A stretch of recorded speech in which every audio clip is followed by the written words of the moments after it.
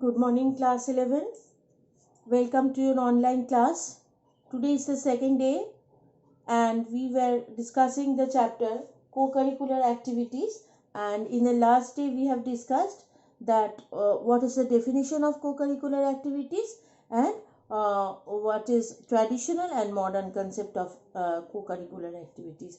Now we have seen that in the primitive ages, in the earlier years, the teachers and the thinkers used to think that the co-curricular activities, they are not such important to keep them aside of the regular education system, and that's why they have considered it as an extra part of curriculum, and thus it was named as co-curricular activities. Now after some years in the modern or if you say it as a modern thought of co-curricular activities, it was considered as important as the formal subjects of education, and thus it was entered and it was renamed as co-curricular activity, which will run parallelly along with the education system, and thus the change name from extracurricular activities to co-curricular activities. Today we are going to discuss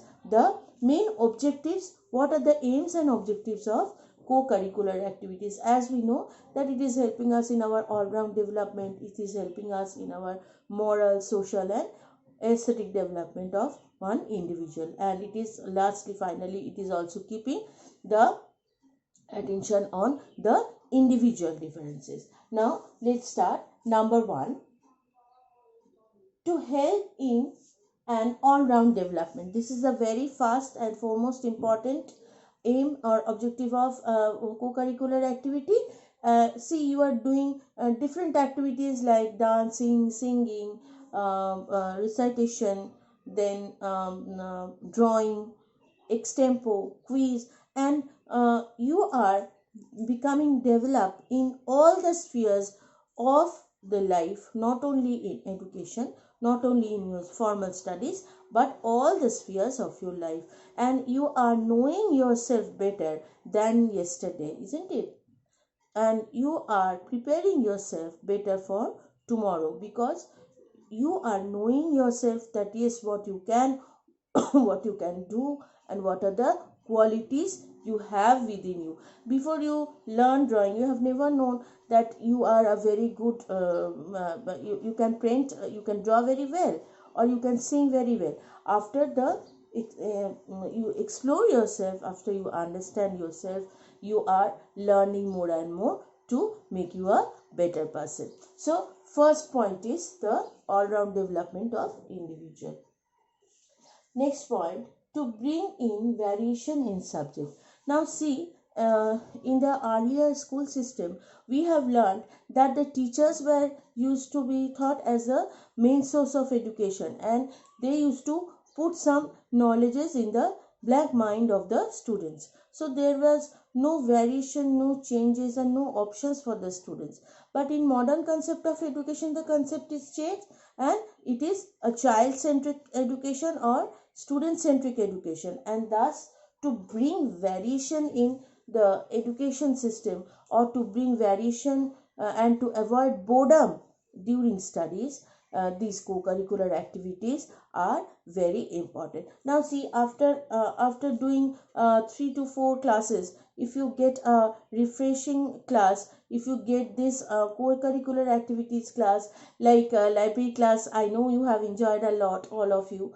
Library class and singing class, or maybe drawing class, you have done various naughtiness in the class, so you are enjoying, you are getting time to talk, you are getting to recreate yourself for recreation, you are using this class, so it is very good for you. So to keep away boredom during studies, these subjects are also very helpful for you people. Next point, to provide freedom in activities. Now see, though you do not get freedom in all the classes, all the co-curricular activity classes, but suppose you are doing something very creative, where you can put your own knowledge, where you can put your own wish to recreate something, to create something, some creative, if you create, it will be named as your creation, isn't it? So if you create something, there you are getting a some 100% freedom.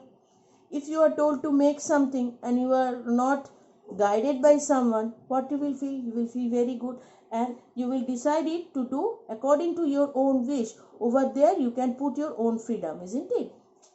Though you are abide with rules and regulations, but still you are free to do and create your own, isn't it? So these recreational activities, suppose you are composing a music, not only in craft, you are drawing, you are painting a landscape, you are drawing, you are putting your own wish, you are putting your own colors to make it more beautiful, isn't it? So when you are doing something which is created by you, it is bringing you more freedom and more enjoyment.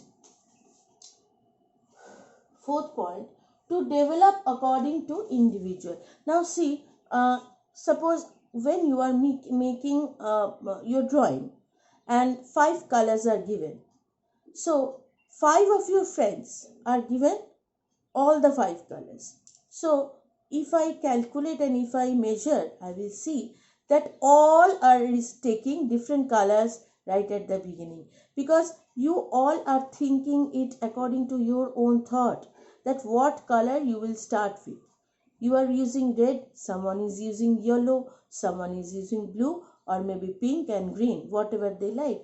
So it depends on the individual that what color they will put in and how they will start. So over there, when some creation, or again I will repeat the same, when you are creating something, when you are applying something by your own thought, from your own individual perspective, you are putting your own individuality to it, because you are an individual, your thought, your thinking and everything is different. So it is being in co-curricular activities, the individuality of an individual is highly appreciated. Next point, in developing social character. See how we are telling that these activities are helping to develop some social character. See, if you consider the co-curricular activities as a sports, you are abide by some rules and regulations. So simply when you are running on a track of the race, you cannot change your track, otherwise what will happen, you will be disqualified, isn't it?